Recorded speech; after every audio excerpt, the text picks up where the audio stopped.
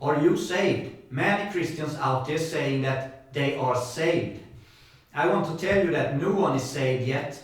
We have to endure until the end. We have to walk the narrow way Jesus talks about, the narrow way that very few walks on. To go that way, we must live holy, because in Hebrews chapter 12 verse 14 it says, without holiness no one will see the Lord. So we have to be holy and obey Jesus Christ. If we obey His words that we can read in the four Gospels, we will walk the narrow way. If we endure to the very end, we will get the crown of life. Maybe someone who obeys Jesus Christ today, if he dies, he maybe made it and will go to heaven. But let's say that he don't die today, and in a couple of weeks or maybe years, he stop obeying Jesus Christ. He start to live for himself again. And when he dies, he are not saved. He will go to hell. So we never know if we will go to heaven or hell until the day we have died, when we face the judgment. This life is like a race. We have to endure to the very end, and if we finish the race, we will get the crown of life. But if we don't finish the race, we will go to hell. Jesus said in Revelation chapter 2 verse 7, to him who overcomes I will give to eat from the tree of life, which is in the midst of the paradise of God. So we have to overcome until the end. And if we have lived our lives total obedience to Jesus, we will go to heaven when we die. Jesus said in Revelation chapter 2 verse 10, be faithful until death, and I will give you the crown of life. If you out there is not faithful to Jesus until the day you die, you will go to hell. So we must always be faithful to Jesus. We have to obey His words until the very end. In Revelation chapter 3 verse 5, Jesus says, he who overcomes shall be clothed in white garments, and I will not blot out his name from the book of life, but I will confess his name before my Father and before his angels.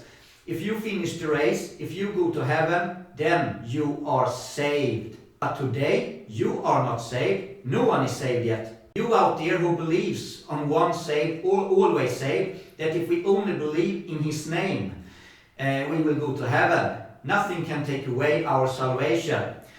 Let me ask you, why is the way to heaven narrow? Why is very few people walking on the narrow path? Because it's many people out there who believe in his name, but they live for themselves. It's very few people out there who truly live holy and obeying Jesus. They are the ones who walk on the narrow path. And in Philippians chapter 2 verse 12, it says, work out your own salvation with fear and trembling.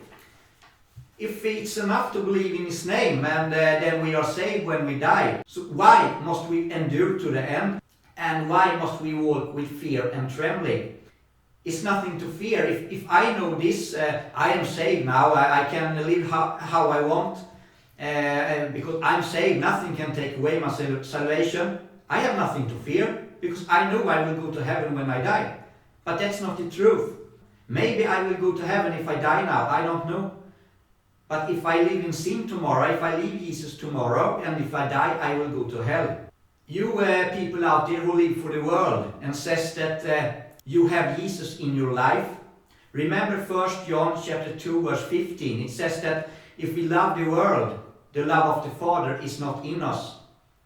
So how can you live for the world and in the same time live for Jesus Christ? You can't. So you have to stop being so ignorant and start to obey Jesus. In Matthew chapter 7 verse 21, Jesus said, not everyone who calls him Lord, Lord will go to heaven. So it's many people who will go to hell. In Luke chapter 6 verse 46 to 49, Jesus talking about a parable, and he explained this, that if we don't obey Jesus, we will burn in hell. We will not make it. I will read the parable of the sower. I read this from Matthew chapter 13 verse 3 to 9. Jesus said, behold, a sower went out to sow, and as he sowed, some seed fell by the wayside, and the birds came and devoured them. Some fell on stony places where they did not have much earth, and they immediately sprang up because they had no depth of earth. But when the sun was up, they were tortured, and because they had no root, they withered away.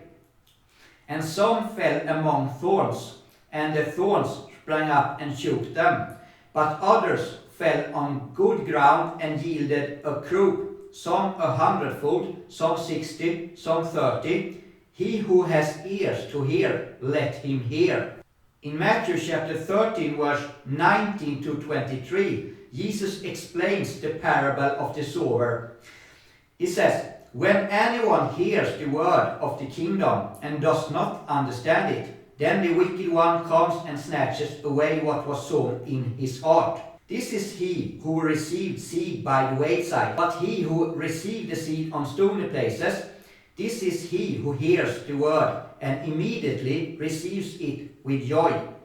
Yet he has not root in himself, but endures only for a while. When tribulation or persecution arises because of the word, immediately he stumbles. Now he who received seed among the thorns is he who hears the word, and the cares of this world and the deceitfulness of riches choke the word, and he becomes unfruitful. But he who received seed on the good ground is he who hears the word and understands it, who indeed bears fruit and produces some 100-fold, some 60, some 30.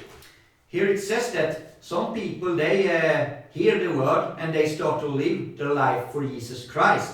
When tribulation and persecution comes, he will leave Jesus Christ. He can't stand it. He will not produce any good fruit because he left Jesus Christ. And every tree that does not bear any good fruit will be cut down and thrown into the fire. But some people, they who listen to the word and truly obey Jesus Christ, even if persecution and other bad things will happen, he who endures all this until the very end, he will be saved. It's many people who hears the word, but they leave Jesus Christ and they will not be saved. Once saved, always saved is a lie from Satan. Don't believe that lie. It says, "Blessed is the man who endures temptation, for when he has been approved, he will receive the crown of life which the Lord has promised to those who love him." No one is tempted above what we can bear. So when temptation comes, we don't need to fall into sin. If we sin, it's because we are a child to Satan. We can read that in 1 John chapter 3, verse 8 to 10.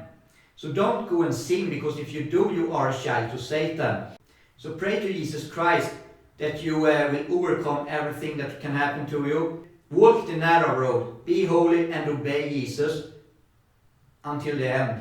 And when you die, you will get the crown of life. Jesus bless you.